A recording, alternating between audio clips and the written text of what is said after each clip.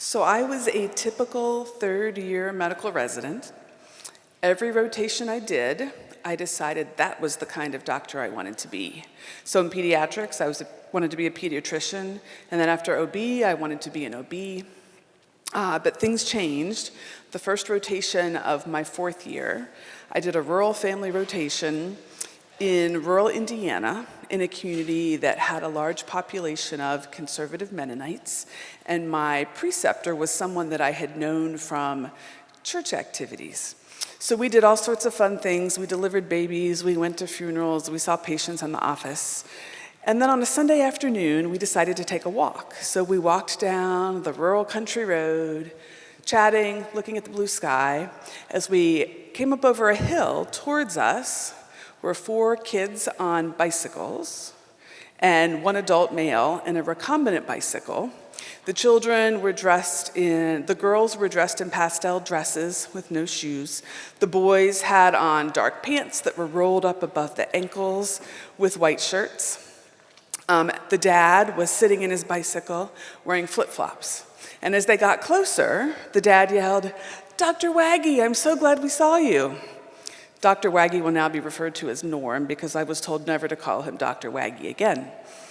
And so he was like, "Oh my goodness, it's so good to see you all." They said, "We're so glad we found you. My dad had to go to the emergency room this week, and he needs to talk to you about his diagnosis." So I looked at Norm. This was Sunday afternoon, mind you, and he said, "Sure, we'll be there in a minute." So the bikes turned around, they all rode back down the road. We continued on our walk and eventually came to a farmhouse. We could see behind the farmhouse, under the trees, were some people standing, so we decided that was the direction we should go. And we ended up behind the house, and lo and behold, the whole family was there. There was the matriarch and patriarch of the family who were standing, their children and all their spouses, and then all the grandkids were like running around, sitting on the grass, having fun. We were ushered to the seat of honor, which was the picnic table, where we sat. And then we heard the story that the grandfather of the family had had severe headaches, went to the emergency room, had an MRI, got a diagnosis of a brain tumor. And so the question for us was, could the grandfather and his wife get on a bus and take a bus trip from Indiana to Colorado the next week? Was that a safe thing to do?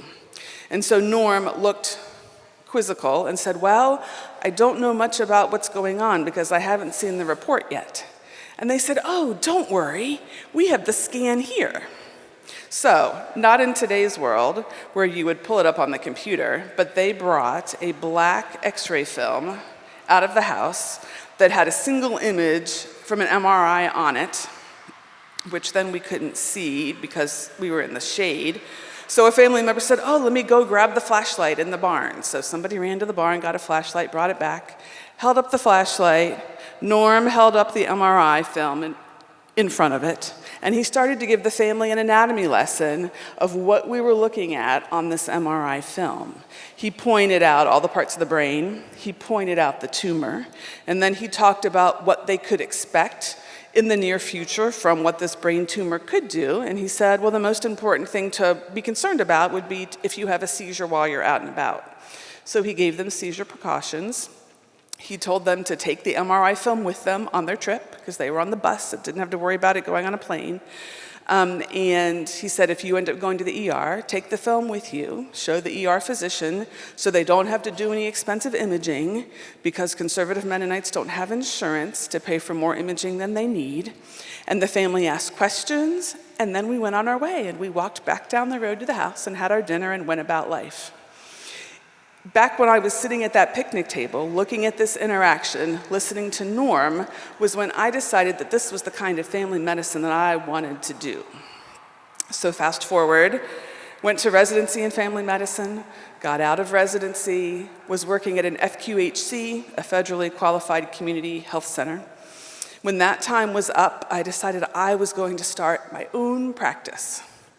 So the summer came, I had no office, I had no EHR, I had no prescription pad, and a former patient called me up and said, "Hi, Dr. Edwards, can you be my doctor?" And I was like, well, okay, I guess, sure.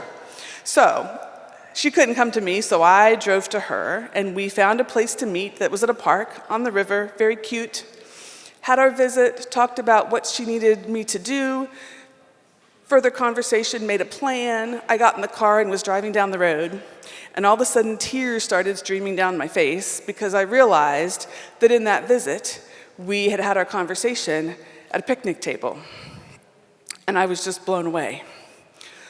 So since then, in my own practice, I see patients in the office.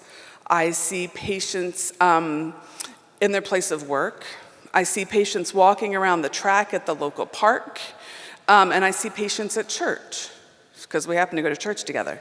And so I've learned that being a family physician is really about meeting my patients where they are.